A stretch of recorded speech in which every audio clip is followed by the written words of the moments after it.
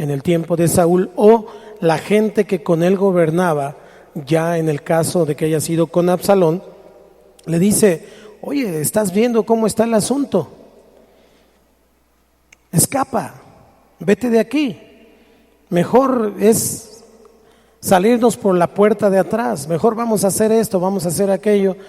Pero David entonces responde de una manera totalmente diferente a lo que ellos hubieran pensado, porque estas personas que estaban hablándole a David de esa manera, ¿ha escuchado el término pusilánime? Pusilánime.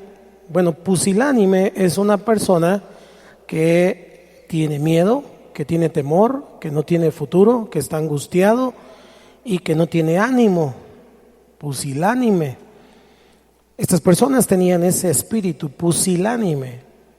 Seguidores que le decían a David: oye, nuestros enemigos son demasiado fuertes, sería mejor darnos por vencidos, huir, hay que hacer esto, hay que hacer aquello. Por eso le dijeron huir como un ave y entonces irte a estar seguro. Por eso en el versículo 1 dice David, la respuesta de David es: en Jehová he confiado. ¿Cuántos han confiado en el Señor? Hoy el mundo nos dice eso, hoy las noticias nos dicen eso. Escápate, de nada sirve la fe, deberías de armar esto, deberías hacer aquello. Tú te dedicas a tal negocio, ocupas esto, ocupas gasolina, y finalmente viene el enemigo tratando de robar lo más preciado que usted y yo tenemos, que se llama fe. ¿Cuántos tienen fe? Lo quiere robar, quiere apagarlo. Esto querían hacer con David, y David dice: en Jehová he confiado. De una manera firme les responde: en Jehová he confiado. Y luego les dice: ¿cómo decís a mi alma que escape al monte cual ave? La pregunta que David les está diciendo es: ¿cómo se atreven a decirme esto? ¿Cómo se atreven a decirme que yo me eche a correr? ¿Cómo se atreven a decirme que yo me salga por la puerta de atrás o por la tangente si yo he confiado en el Señor? ¿Cuántos confían en Cristo? Cuando vemos el asunto que establece este salmo, vemos cómo David habla de su confianza en el Señor y de que Él es su refugio. Cuando usted y yo tenemos crisis o enfrentamos crisis personales, familiares, nacionales, comunales, no tenemos que correr al monte, no tenemos que huir, dice ahí, cual ave, y volar. Esta figura retórica tiene que ver con no poner atención a nada, es decir, pues ya de nada sirve vivir, ahí nos vemos, y entonces echo mi mente a volar y que el mundo ruede. Pero nosotros no podemos hacer eso, porque en Jehová hemos confiado, en el Señor hemos confiado. Entonces lo que David decía: mi refugio es el Señor, en Él he confiado. ¿Cómo ustedes me dicen que yo desista? Es cierto que son demasiado fuertes, es cierto que es difícil lo que estoy viviendo, es cierto, pero no puedo echarme para atrás, porque mi refugio es el Señor. Durante las persecuciones de Saúl y durante la rebelión de Absalón, en ambos casos, cuando usted y yo estudiamos la vida de David, él tuvo que huir para salvar su vida y la de sus amigos, su gente. Pero no fue una huida de miedo, no fue una huida de temor, sino fue una huida en la que él tuvo misericordia, tanto de su hijo, y pues tampoco quería enfrentar al rey. Recuerden que David tenía a Saúl ahí, cortó un pedacito de su capa nada más para decirle: te tuve a tiro y no te hice nada, porque respeto tu investidura, tu llamamiento, tú eres el rey, tú eres el ungido de Jehová. Y allí estuvo. O sea, su vida, lo que él hacía, no tuvo que ver con miedo a las crisis, no tuvo que ver con eso, era estratégico el asunto. Era para salvar la vida de su hijo, para salvar la vida de la gente que lo seguía, de sus seguidores. Pero Aunque iba huyendo, no se desesperó ni perdió la confianza. Él sabía que el Señor estaba con él. Por eso en este salmo dice: en Jehová he confiado. Puedo pensar en los seguidores que estaban ahí detrás de David y tenían miedo y decían: ahora sí nos van a atrapar y ahora sí nos van a agarrar, y ¿qué vamos a hacer si mañana ya no hay nada en ninguna parte? Y entonces comenzó a haber ahí mucho temor, pero él no flaqueó. De repente había algunos altibajos en su fe, había algunos altibajos en su manera de vivir, en el sentido de lo que le pasaba cada día, pero nunca dio marcha atrás. Así que cuando David caminaba pues en este sentido de crisis, siempre tuvo confianza en el Señor. Y aquí es entonces lo primero que usted y yo tenemos que tener en cuenta. Ante la situación que estamos viendo, usted y yo lo que tenemos que tener es, ¿qué es? Confianza. Confianza. Tenga confianza. Pero ponga cara de confianza, por favor, porque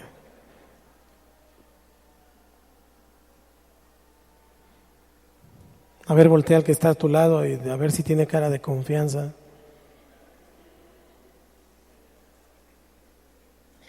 Dile al que está a tu lado: confía en el Señor, confía en el Señor.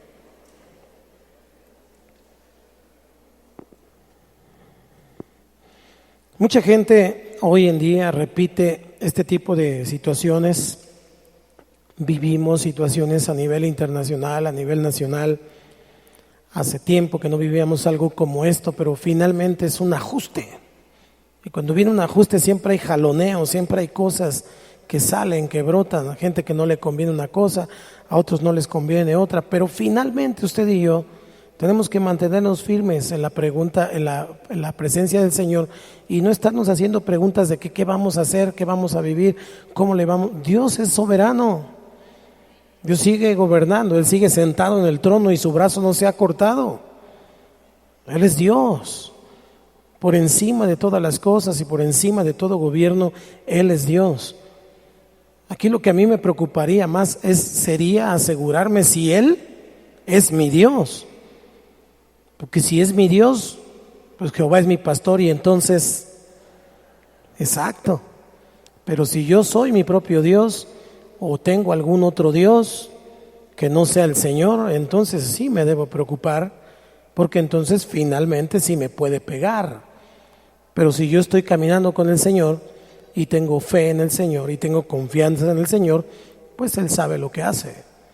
La pregunta que le hacían a David en el versículo 3, ¿me ayuda a leerlo, por favor? 1, 2, 3.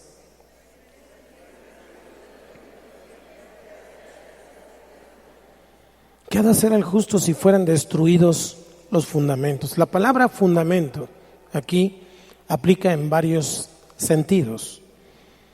En el sentido espiritual, usted y yo tenemos fundamentos. La Biblia es nuestro fundamento. La palabra del Señor es nuestro fundamento. Pero también Cristo es la roca y Él es nuestro fundamento. Ahora, la palabra fundamento no solamente tiene que ver en ese sentido, porque aquí estamos viendo una crisis nacional. El contexto que le estoy poniendo esta noche en el Salmo 11 es una crisis nacional. También tiene que ver fundamento entonces con las instituciones. Y usted y yo no podemos ser una iglesia o un grupo anárquico en donde promovamos la desobediencia y promovamos ese tipo de cosas que nada tienen que ver con el Señor. En algún momento usted y yo hemos levantado la voz como iglesia porque se han metido directamente hasta el tuétano, hasta el fundamento de la familia, queriendo cambiar la familia, hombre y hombre, mujer y mujer. Entonces ahí aplica lo que dijo Pedro: es necesario obedecer a Dios antes que a los hombres. Pero lo que hoy estamos viendo es un asunto de impuestos, es un asunto de pago, es un asunto que tiene que ver con dineros. Entonces es un asunto totalmente distinto. Si somos hijos de Dios, lo que tengo que hacer es orar a Dios, pedir al Señor que les dé sabiduría a los gobernantes. ¿Cuántos dicen amén? Pero mi pregunta es, ¿ha usted orado por el presidente? Digo, algunos a lo mejor, pero ¿y los demás? ¿Ha orado por el presidente? ¿Ha orado por su gabinete? ¿Ha orado por el gobernador del estado? ¿Ha orado por la gente que gobierna? Porque a veces es muy fácil señalar y es muy fácil decir, pero hasta que uno es papá, aprende a ser hijo. ¿No es cierto? Nunca es buen hijo hasta que es papá, es decir, hasta que sabe gobernar, hasta que sabe qué es lo que cuesta mantener el orden. No podemos confundirnos entonces. Si fueran destruidos los fundamentos, y yo añadiría, de la sociedad, entonces, ¿qué ha de hacer el justo? Sé que hay gobiernos corruptos, sé que hay personas corruptas en el gobierno, sé que hay muchas situaciones dentro y fuera del gobierno, porque en este país no solo se corrompen los gobernantes, también los empresarios. También los mismos que venden gasolina, dan litros que no son de a litro y un montón de cosas, hermanos. De tal manera que no podemos señalar una sola persona como culpable de lo que ocurre en nuestra nación. Somos los mexicanos responsables de todo lo que está pasando, pero también somos los mexicanos los únicos que podemos remediar lo que está pasando. Pero nuestras armas no son carnales. Nuestras armas son poderosas en Dios. ¿Estamos aquí? Diga al que está a tu lado, me estoy ubicando. Si la base de la fe, si la base de la moralidad está siendo destruida, ¿qué puede hacer el justo? Esa es la pregunta que hay ahí. Usted y yo vamos a ir poniendo fundamento bíblico, porque a veces pues pensamos en la fe y en las doctrinas básicas que usted y yo vamos estudiando, pero a veces ni las conocemos bien a bien. Lo iremos haciendo en el transcurso del año, pero hoy quiero enfocar a esto. Si la familia se destruye, si las instituciones se destruyen, ¿qué vamos a hacer como ciudadanos? Tenemos que reconocer que como grupo étnico y como comunidades necesitamos gobierno. Porque cuando no hay gobierno, cada quien hace lo que bien le parece. Qué vergüenza me da ver gente saqueando los supermercados por causa de la gasolina. Es una vergüenza, eso es una vergüenza. Esos eran rateros de por sí. Nada más querían un pretexto para robar. No podemos pensar como el mundo. Vergüenza es que vaya una persona y queme una gasolinera y haga desmanes. La verdad, en ese sentido, es vergonzoso. Pero ellos no tienen el fundamento de la palabra, usted y yo sí. Es ahí la diferencia. No me puedo poner en el mismo nivel, en el mismo tenor, a opinar lo mismo y a decir lo mismo, porque finalmente o soy del Señor o no soy del Señor. O le creo a Dios o le creo al mundo. ¿A quién le cree? Así es. Así es. Usted y yo somos la luz del mundo. Somos la sal de la tierra. Pero si la sal pierde su sabor, ¿qué hará el mundo? Si usted pierde la fe, pues, ¿quién va a tener fe aquí?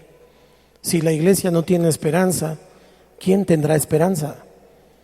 Si usted y yo que conocemos la verdad no aplicamos la verdad, ¿quién la va a aplicar? Si los fundamentos fueren destruidos, ¿qué ha de hacer el justo? Hoy vemos, realmente estamos mirando que la perspectiva que esta gente que estaba detrás de David en el Salmo era una perspectiva que se estaba basando en su experiencia humana. Estaban olvidando a quién le pertenecían. Esa experiencia humana nada más tenía que ver con lo terrenal, con lo que sus ojos naturales estaban